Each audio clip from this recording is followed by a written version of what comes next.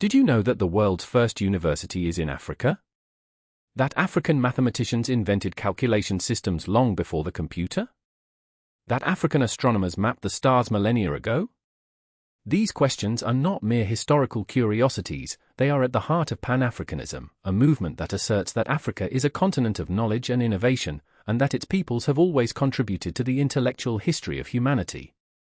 Pan-Africanism is much more than a simple political idea. It is a worldview that values African cultures, sciences, and discoveries. In this course, we will explore how this movement emerged, what its intellectual and scientific foundations are, and why it is essential to understand Africa as a cradle of knowledge. We will start with the first African universities, such as the University of Timbuktu in Mali, founded in the 12th century, where mathematics, astronomy, medicine, and law were taught. We will see how scholars like Ahmed Baba, a scholar from Timbuktu, preserved thousands of manuscripts that testify to a rich intellectual tradition. We will also talk about ancient Egypt, where priest scholars developed knowledge in geometry, medicine, and astronomy that influenced the Greeks and Romans. Pan-Africanism invites us to recognize that Africa is not a continent without history, but rather a place where sciences and arts flourished. This course is an invitation to see Africa differently, not as a continent of poverty and conflict, but as a continent of geniuses, inventors, and thinkers. We will discover how African and Afro-descendant intellectuals, such as Cheikh Anta Diop, W.E.B. Du Bois, and Kwame Nkrumah, used these discoveries to build a movement of liberation and unity. Pan-Africanism is not just about politics, it is an intellectual pride, a celebration of African science and culture. So, prepare for a journey through time and space, meeting the scholars, astronomers, doctors, and mathematicians who made Africa a beacon of knowledge. This course will change the way you see the world. SEP, the scientific foundations of Pan-Africanism, Africa, the cradle of sciences. Let's start with a strong idea. Africa was, long before Europe, a major center of knowledge. Pan-Africanism relies on this historical reality to affirm the dignity and value of African peoples. Take the example of ancient Egypt. The Egyptians developed advanced knowledge in mathematics, especially geometry, to build the pyramids. They also invented a solar calendar of 365 days, based on the observation of stars, particularly Sirius. The Ebers Papyrus, an Egyptian medical text dating from 1550 BCE, contains descriptions of diseases and treatments that show a sophisticated understanding of the human body. In the world. It was part of a network of universities that also included Al-Azhar University in Cairo, founded in 970, and the University of Fez in Morocco, founded in 859. At Timbuktu, thousands of students came to study mathematics, astronomy, medicine, philosophy, law, and theology. The libraries of Timbuktu contained hundreds of thousands of manuscripts, some of which are still preserved today.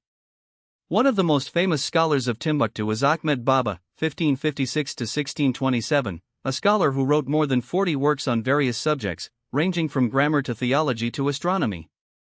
He was captured by the Moroccans and taken to Marrakesh, where he continued to teach. His story shows that African knowledge was recognized and respected far beyond the continent. Another example, the Ghana Empire, which flourished between the 4th and 13th centuries, was known for its gold mines and trade, but also for its schools and learning centers. The kings of Ghana encouraged education and sciences. Similarly, the Mali Empire, under the reign of Mansa Musa, 1312 to 1337, attracted scholars from around the world. Mansa Musa founded schools and libraries, and sent students to study in Fez and Cairo. Pan-Africanism relies on these facts to say, Africa was not a continent empty of knowledge, but a continent where science and education were valued. These scientific and intellectual discoveries are a source of pride for Africans and Afro-descendants, and they show that the development of humanity owes much to Africa, SEP, the great thinkers of Pan-Africanism and their scientific vision. Pan-Africanism as a political and intellectual movement emerged in the 19th and 20th centuries, but it is rooted in this scientific history. Among the major figures is Cheikh Anta Diop, 1923 to 1986, a Senegalese historian and physicist. Diop demonstrated, through rigorous scientific analyses, that ancient Egypt was a Black African civilization. He used carbon-14 dating methods, linguistic studies, and genetic analyses to prove that the Egyptians were black Africans. His book Nations Niggers et Culture, 1954, revolutionized the way African history is perceived. Diop also founded the radiocarbon dating laboratory at IFAN, Institut Fondamental d'Afrique Noire, in Dakar, which shows his commitment to science. Another important thinker is W.E.B. Du Bois, 1868–1963, an African-American sociologist and historian. Du Bois was one of the first to use social sciences to study the condition of black people in the United States. He wrote The Souls of Black Folk, 1903, where he analyzes the double consciousness of African Americans. Du Bois also organized the first Pan-African Congresses, starting in 1919, to promote the unity of African and Afro-descendant peoples. He studied in the United States and England, and wrote books like Consciencism, 1964, where he develops a political philosophy based on Marxism and African values. Nkrumah insisted on the importance of science and technology for Africa's development. He founded the University of Ghana and encouraged scientific research. Another example is M. Césaire, 1913–2008, a Martinican poet and politician. Césaire invented the concept of negritude, which values black culture and identity. In his discourse on colonialism, 1950, he denounces how colonialism destroyed African civilizations. Césaire relied on historical and anthropological studies to show the richness of African cultures. These thinkers all used science and history to build Pan-Africanism. They showed that Africa had a glorious past, and that this past could inspire a better future. Pan-Africanism is therefore not a simple political ideology, it is a worldview based on scientific and historical evidence. SCP, African Inventions and Discoveries, a Legacy for Humanity. Pan-Africanism highlights Africa's contributions to science and technology. For example, did African mathematicians invent the concept of zero long before the Indians? In fact, traces of numeral systems with zero have been found in Egypt and Nubia. The Egyptians used a decimal numeral system as early as 3000 BCE. Mathematicians of the Ghana and Mali empires developed algorithms for trade and astronomy. In astronomy, the Dogon people of Mali, West Africa, possessed advanced knowledge of the star Sirius, invisible to the naked eye. They knew that Sirius had a companion, Sirius B, a white dwarf, and they described its orbit with precision. This knowledge was transmitted orally for centuries, and Western astronomers only discovered it in the 19th century. In medicine, Africans invented surgery. Trepanations, skull operations, were performed in Egypt and East Africa thousands of years ago. African healers used medicinal plants, such as cinchona bark, for malaria, and ginseng root, for fatigue. Today, modern pharmacopoeia is inspired by this knowledge. In technology, Africans invented iron metallurgy long before Europeans. Iron smelting furnaces have been discovered in East Africa, dating back to 2000 BCE.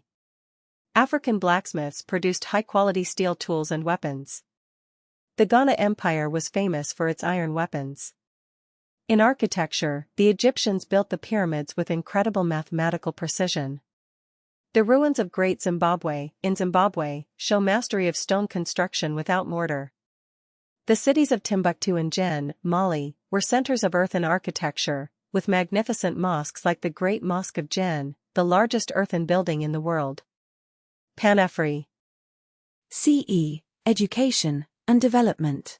Today, Pan-Africanism continues to inspire scientific and educational initiatives.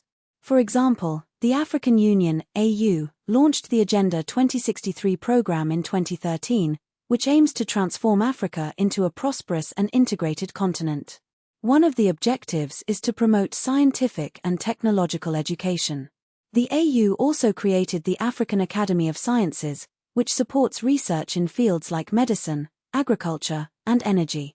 Pan-African universities, such as the Pan-African University, with campuses in Nigeria, Cameroon, South Africa, etc., train students from across the continent.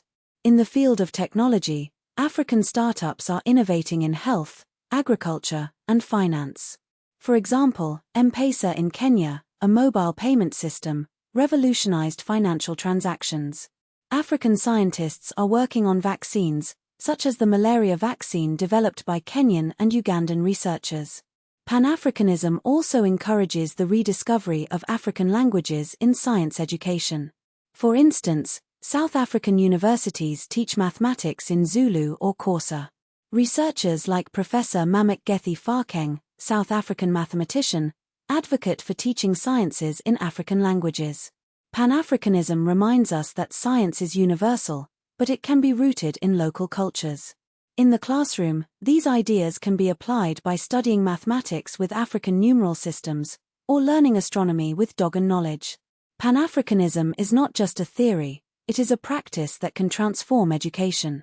For example, schools in Mali and Senegal integrate the history of African sciences into their curricula. Museums, like the Museum of Black Civilizations in Dakar, Senegal, display ancient African scientific instruments. Scientific Pan-Africanism is also a tool to fight prejudice. By learning that Africa contributed to world science, students develop pride and self-confidence. This can encourage them to pursue scientific careers.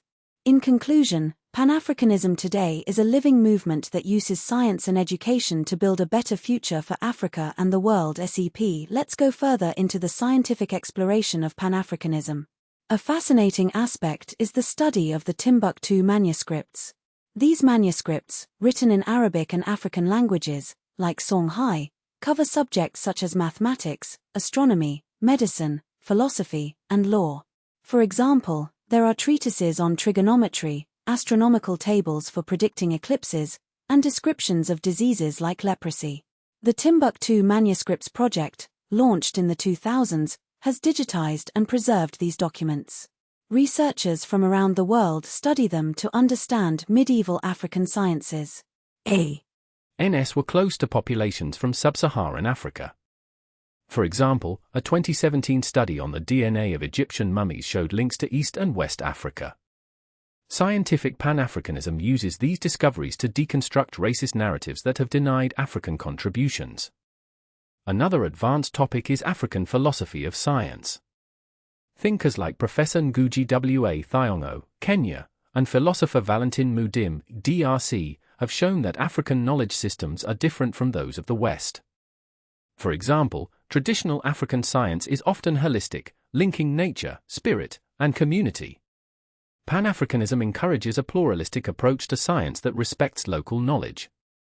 Finally, there is the debate on technology and development. Some Pan-Africanists, like economist Dambisa Moyo, Zambia, argue that Africa must invest in science and technology to escape poverty. Others, like ecologist Wangari Maathai, Kenya, Nobel Peace Prize 2004, insist on respect for the environment and traditional knowledge. Scientific Pan-Africanism is therefore a rich and complex field, blending history, philosophy, and politics. For 6th graders, you can deepen your understanding by reading books like UNESCO's General History of Africa or watching documentaries on medieval African universities. You can also do simple experiments, like building an African sundial or studying constellations according to the Dogon.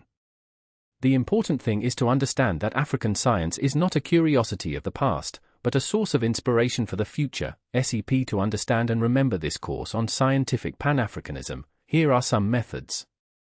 First, use the mind map technique. Draw a map with scientific Pan-Africanism in the center, then branches for each theme: Egypt, Timbuktu, Cheikh Anta Diop, inventions, etc. Add images or symbols for each branch. Next, make revision cards. For each scholar or discovery, write a card with the name, date, place, and a key sentence. For example, for Ahmed Baba, scholar of Timbuktu, 1556 to 1627, wrote 40 books, captured by Moroccans. Another tip is to learn by telling. Tell the story of Pan-Africanism to a classmate or parent, like an exciting story. Use key dates: 859, University of Fez, 970, Al-Azhar, 12th century, Timbuktu, 1954, publication of Nations Negazit Culture. You can also create a question and answer game with your friends. Finally, Connect the course to current events, look for articles about contemporary African scientists, like Dr. Amina Gurib-Fakim, president of Mauritius and botanist, or Dr. Thomas Kariuki, a director of the African Academy of Sciences. This will show you that scientific Pan-Africanism is alive.